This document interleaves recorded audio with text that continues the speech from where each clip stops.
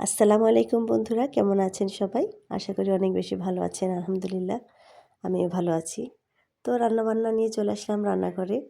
আজকে শুক্রবার, জুমা মোবারক সবাইকে। আজকে অনেক কাজ বাসায়। আর শুক্রবার যেহেতু মাছ, মাংস যেটাই বলেন না কেন বাসায় আসলে অনেক রান্নাবান্না করতে হয়, অনেক কাজ করতে হয়, কাটাকাটি করতে হয়। রান্না কম করলেও কিন্তু কাজ থাকে অনেক। তো সেদিক থেকে আজকে অনেক সত্যিই কাজ ছিল। তো প্রথমে দেখতে পেলেন মুরগি এবং ২ পদের মাছ।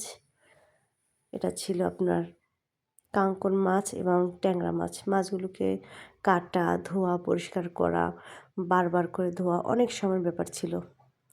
তো আমার মা এসেছিল আমার বাসায়।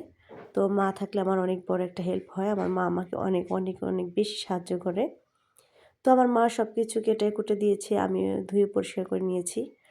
তো মাছগুলো ধুয়ে প্যাকেটিং করে এই তো মুরগি রান্না করতে চলে এসেছি।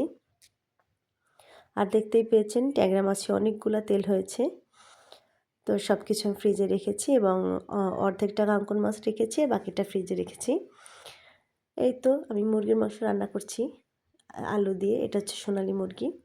আজকে আমাদের বাসায় এটাই রান্না হবে এবং কঙ্কন মাছ যেটাকে বলে ওটাকে ভাজবো আর কি গ্রামীণ স্টাইল আমি আর কি গ্রামীণভাবে একটা মাছ ভাজে।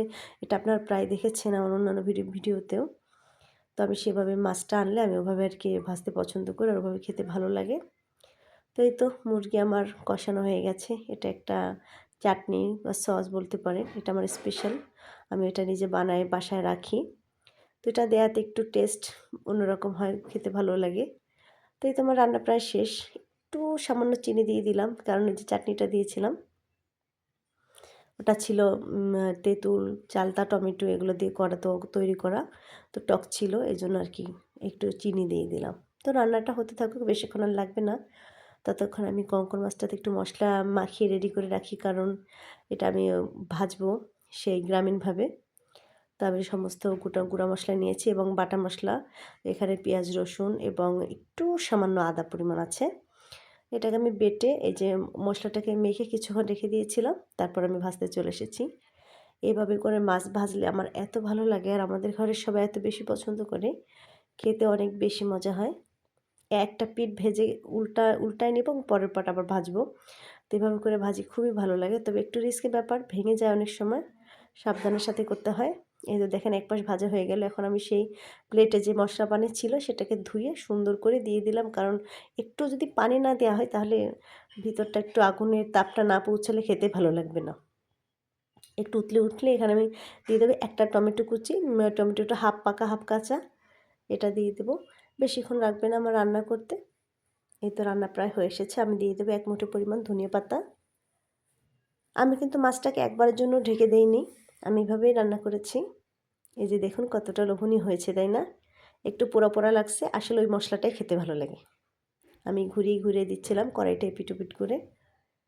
কারণ একটু ওই পাশটা পুড়ে গেছিলো। এই তো দেখেন আমার রান্না শেষ। শুক্রবার শুধু মুরগি এবং মাছ ভুনা করলাম, ভাজা করলাম। কারণ মুরগি থাকলে বা যেকোনো গোশত থাকলে ছেলে অন্য কিছু খেতেই চায় না। তো যাক, খাওয়া-দাওয়া পর্ব শেষ করলাম। শেষে সবাই মিলে একটু জিলাপি খেলাম। জিলাপি নিয়ে এসছে সকালে, অনেক গরম ছিল, এখন একটু ঠান্ডা হয়ে গেছে।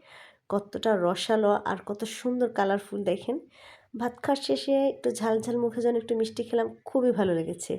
তো আপনাদের কেমন লেগেছে সবাই কমেন্টে জানান। ধন্যবাদ সবাই।